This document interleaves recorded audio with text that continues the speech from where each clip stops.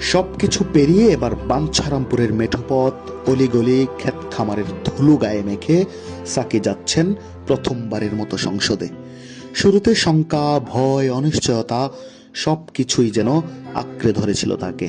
পরে ভোটের মাঠেও শক্তিশালী জামাতের প্রতিদ্বন্দ্বী স্বতন্ত্র প্রার্থীর চোখ রাঙানি আর রাজনীতির বাঁকে বাঁকে নানা নিত্য নতুন সমীকরণ। এই বুঝি হেরে গেল সাকি।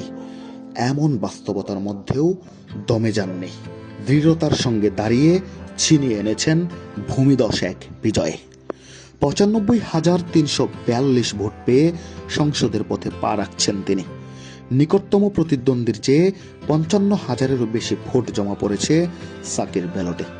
সব সমীকরণ বদলে দিয়ে সাকির হাতেই আগামীর বাঞ্ছারামপুর ছেড়ে দিয়েছেন এই অঞ্চলের ছাত্র, শ্রমিক, কৃষক, জনতা।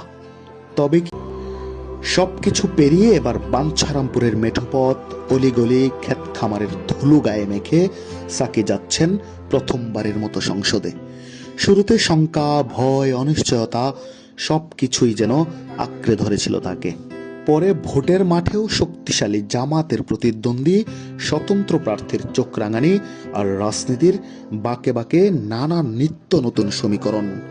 এই বুঝি হেরে গেল সাকি। এমন বাস্তবতার মধ্যেও দমে যাননি। দৃঢ়তার সঙ্গে দাঁড়িয়ে ছিনিয়ে এনেছেন ভূমিদশ এক বিজয়ে। ৯৫,৩৪২ ভোট পেয়ে সংসদের পথে পা রাখছেন তিনি। নিকটতম প্রতিদ্বন্দ্বীর চেয়ে ৫৫,০০০-এরও বেশি ভোট জমা পড়েছে সাকির ব্যালটে।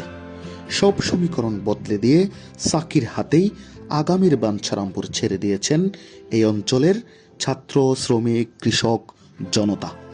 তবে